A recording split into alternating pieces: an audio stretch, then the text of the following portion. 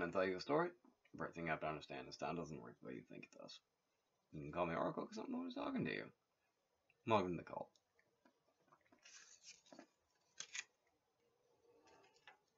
So last we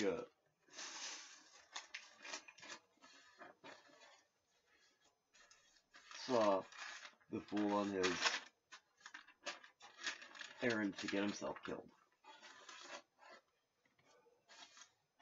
He had taken up residence at an asrama with a hermit. And you were told, look kid, you're going to be a prophet. And his response to that was, hell no, I'm not.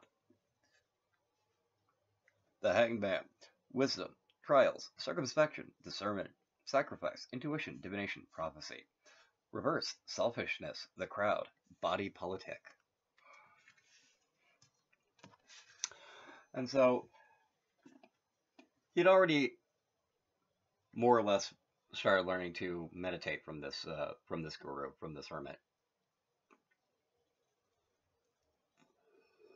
Because effectively he was exiled from his country. He didn't have a lot else to do. That was it. Seeing something differently, a new outlook or perspective leads to clarity and or insight. Time for observation, not action. Suspend, postpone, pause, waiting, in limbo, in between. Stop struggling against things out of your control. Surrender. Sacrifice. Give something up for a higher cause, the greater good, or for future benefit. Aloof, disconnected from others. Playing the martyr for attention. And so this kid being like, I don't want to be a martyr. I don't. Because being a martyr sucks. Being a martyr means murtu. Literally. That's what being a martyr means. I don't want to go to murtu. I don't want to die. I got sent out of this country. I got sent out of my home because I didn't want to die. What is this crap? So,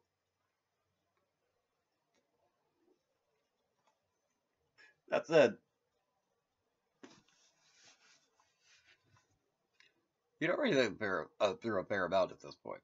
He already had seen 6 magicians, a high priestess, the Maharaji, the Maharaja, the highest priest of the land, been told an old story that he knew very well, but been told in a new way. Gotten a trip to a distant part of the empire, and been directed by the clearly foreign.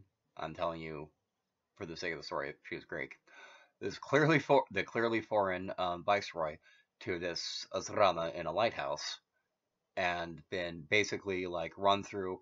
Well, kid, this is how samsara works from the hermit, and the kid was like, okay, that makes yes, reality works that way. That makes sense to me. I mean, there are a lot of people who think reality doesn't work that way, and the guy, the hermit is like, you silly merca, you. Oh, you silly little merca. Yeah, a lot of people don't understand that's how reality works. Boom, boom, boom. The hangman. And he'd already had a vision of justice. Like an actual vision of a doula of justice. And he was like, well, that was pretty cool. And that was the last time we had checked in, was when he had just basically gotten done with his vision of the angel of karma. The hangman, it is time to retreat, withdraw, and surrender to quietude. When the internal waters are stilled, you can see and hear your deep internal self, which is your own truth. Through meditative contemplation, you'll arrive at truth. Your glorious nature is revealed when the clear waters of your mind cease to be disturbed by rippling thoughts. This is a time of voluntary withdrawal. Re-enter the world only when you know you have received answers. Do not be pushed or agitated by the whims of others. So, the two of them, as promised by the hermit, go and raid the booze stash of the asrama, because he has a booze stash. He uses it for special occasions, because he can. He never took an oath to abstain from alcohol or anything like that. He's not breaking any sacred vows, and definitely the merca definitely didn't. So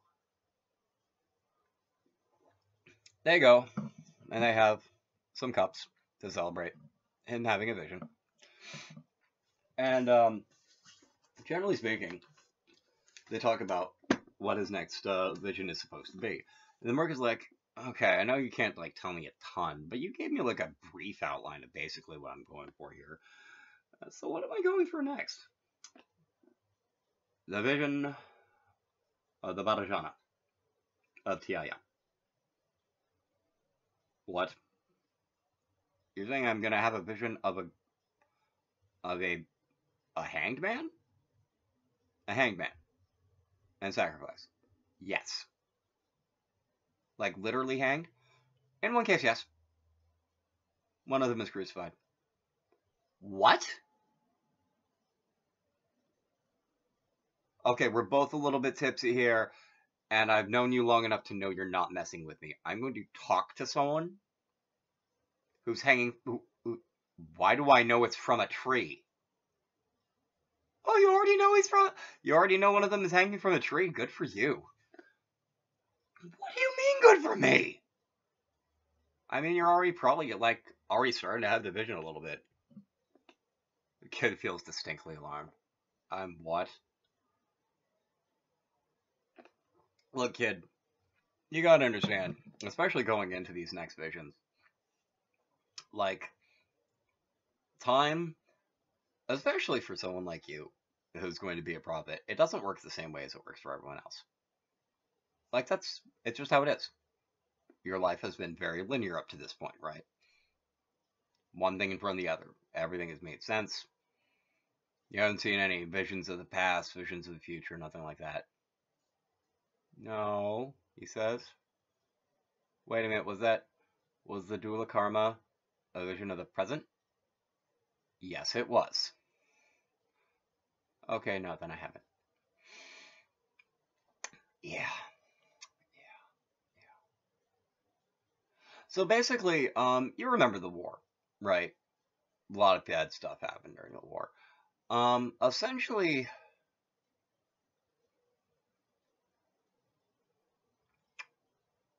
do you know why the war happened? The Merca perks up. One idiot, Jana. We're actually pretty sure it was a woman. And the Merca is instantly horrified by this notion. What? Really? They're more responsible than us. I know, kid. I know.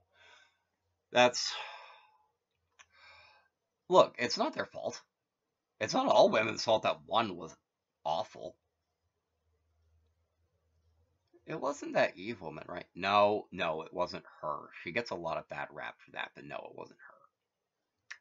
Look, I mean, there's only so much I can tell you about it, especially because you're going to be talking about it with the next ones. So, like,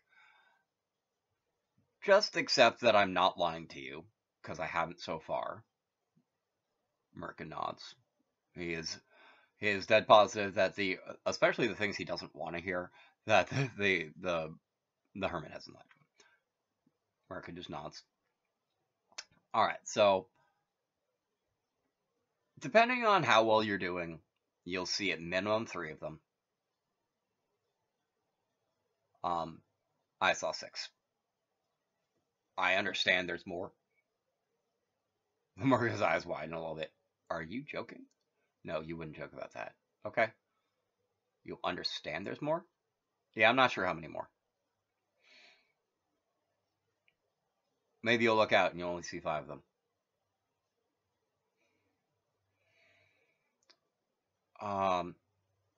Having a conversation with someone who is being crucified isn't comfortable. Merca's eyes widen even more. Am I gonna be inside him while he's being crucified? I know it's a he. I mean, most people are crucified. Are men, but like still. Okay. Side note, it's gonna be very obvious later to those who are watching this that the Merca ends up talking to Jesus.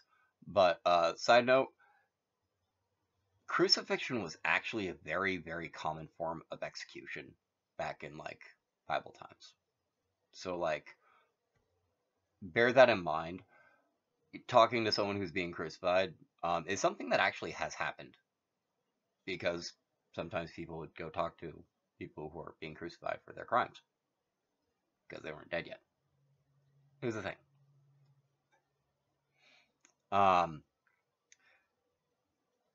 Sort of like the reason that the stocks are set a certain height. I'm gonna let y'all imagination work with that. But anyway, so they sit down, they finish their cups, and Mirka's like, I'm not asking anything else because I don't want to know the answer. I'm gonna find them out anyway. So, and lo and behold, he starts having his visions while he's sleeping that night. And he begins to have his dreams, and it opens up with a dude with hair covering half his face, hanging from the biggest tree the Mirka has ever seen. He looks up at the dude. Dude looks down at him. All of a sudden, he's up there next to the dude, and he notices that the dude has one eye. And the dude and the Mirka's like, hello. The man nods. I am the first you will see.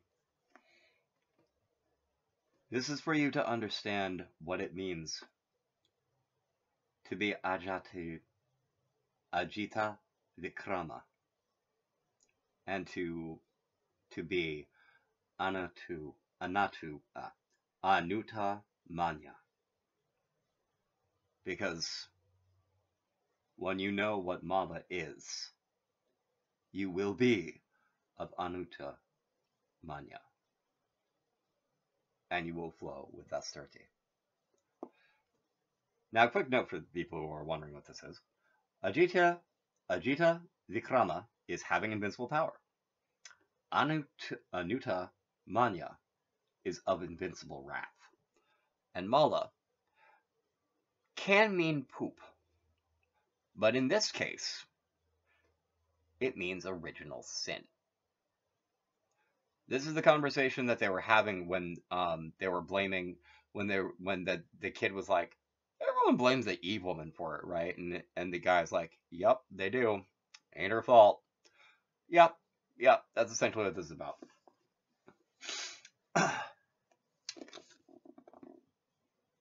And he nods. Wow, that's a lot. I know. Oh, namaste. Namaste, young one. You can call me Odin. But you have others to see. And then, whoop, this man hanging from the tree is gone. And he's standing in a field. And there's sheep next to him. He's like, oh, I love sheep. And he like reaches out and it starts sniffing his hand. He's like, oh. Starts playing the head of the sheep. And then he knows he's actually standing next to a shepherd. He kind of like jumps a little bit. It's like, I'm so sorry. These are clearly your sheep. And I just sort of touched one. I'm so sorry. The man laughs a little bit. Namaste, young one. Namaste. You can call me Damuts. Kid's eyes widen a little bit. He's like, wait a minute. I feel like that name Odin was familiar, but I know who this dude is. I'm literally talking to a shepherd god. Wait a minute. I'm talking to him before he goes to the underworld. Oh, this is going to be awesome. He begins to think to himself, but I also really like Damuts. Hi. Hello. Why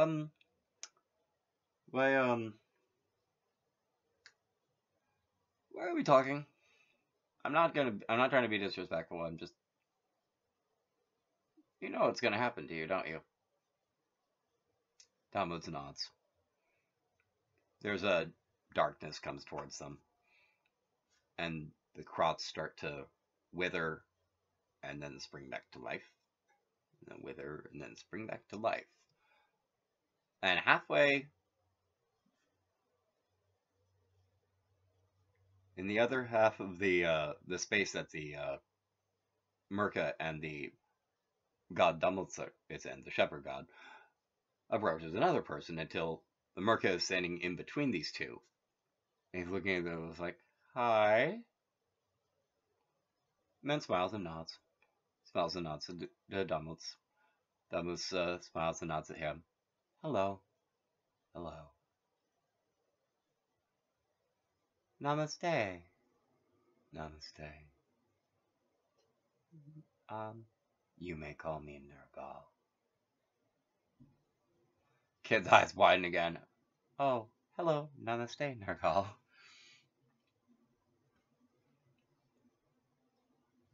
Please give me your hand. And me too, says Donald after Nergal. And the shepherd goes, okay. Like that. And each of them touches his hand once. And he's Grim ends. And he's standing in front of a throne in a massive throne room. And he's looking around going, okay.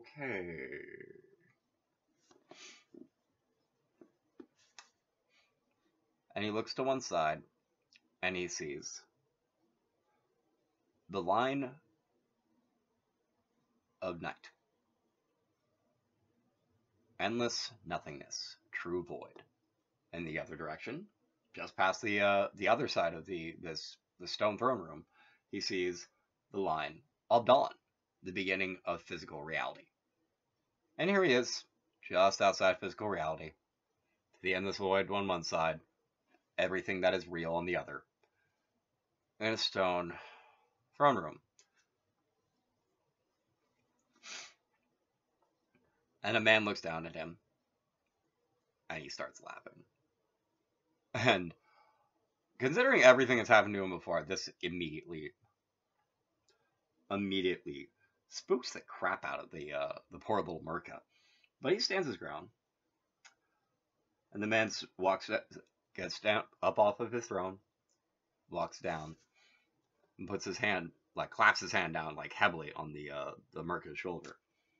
And he looks him in the eye and says, Kisama, Kisama, we stand.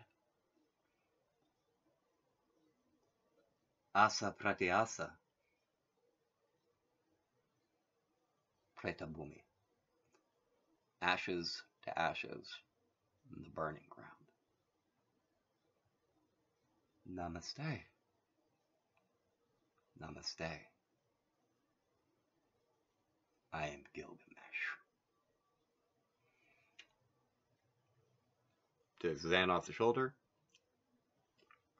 pushes it full on his forehead, and he is standing at the foot of a mountain.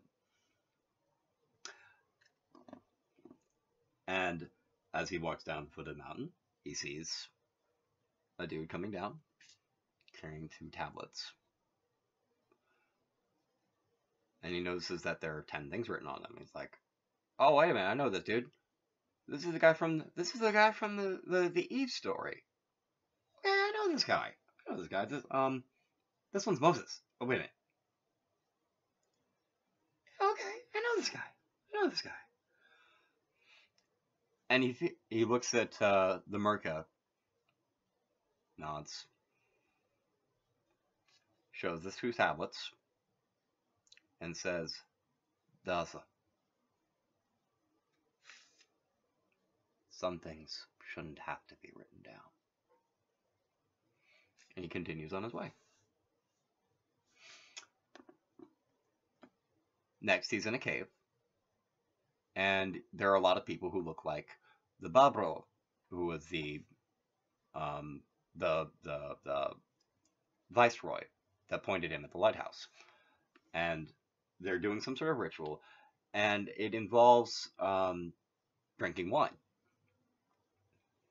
And there is a procession which looks something kind of like a performance in which a young man receives grapes from a person who was presented as his father, and then goes to someone else who is presented as the Lord of the Underworld. And then he makes a deal and then foolishly breaks the deal with the Lord of the Underworld and then gets basically separated from his wife. For those who don't know, he basically witnesses firsthand the journey of Orpheus into the underworld, as reproduced by the Orphic rites of the Eleusinian mysteries. He sees the death of Osiris, with Set and his 40 conspirators coming and each one putting a single nail in Osiris's coffin, and then the coffin being thrown into the Nile. He sees Zoroaster receiving his visions in the Middle East. He sees Rasputin and all that it takes to kill Rasputin. He comes to see the man on the cross that the hermit had told him about. And he looked sad. And the last thing he heard before he saw this man was the last gasp of Rasputin going, "Duli prati duli, Safabumi," dust to dust of the graveyard, or the corpse ground. And he looks into the eyes of Jesus on the cross.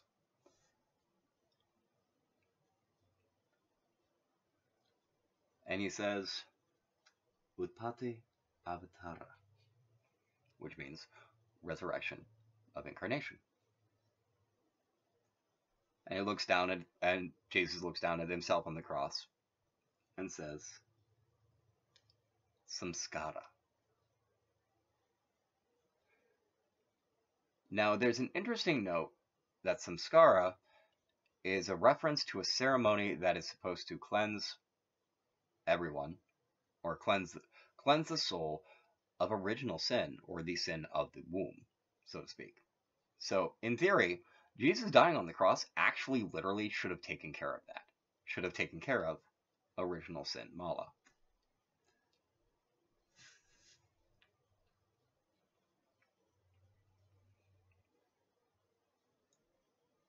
And he looks down at this, says samskara, then looks at the merc and says, "Balaka pratios,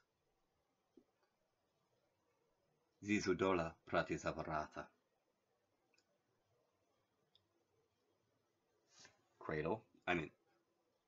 Dreams of nightfall to dawn, cradle to the beer.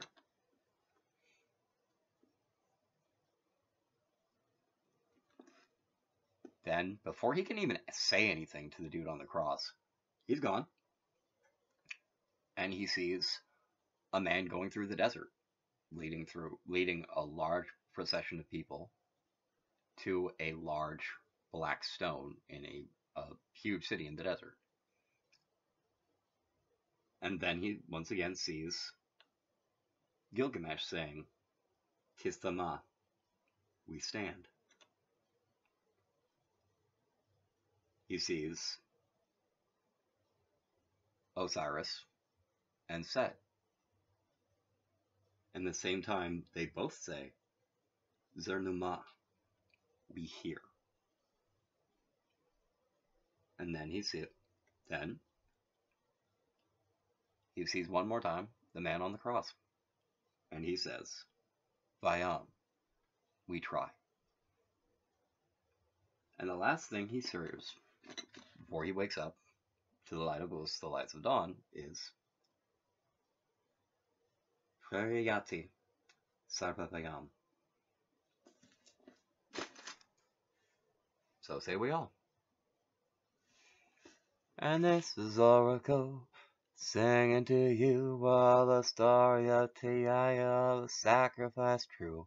in the way of doing clean by original sin. Goodbye to the mala by the pathways of in. This is Oracle singing to you. With Christmas coming up, it seems appropriate, true.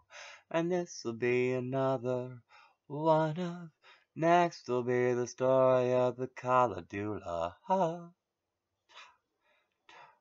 An angel of death, 'cause I'll be the one the Merc is talking to next.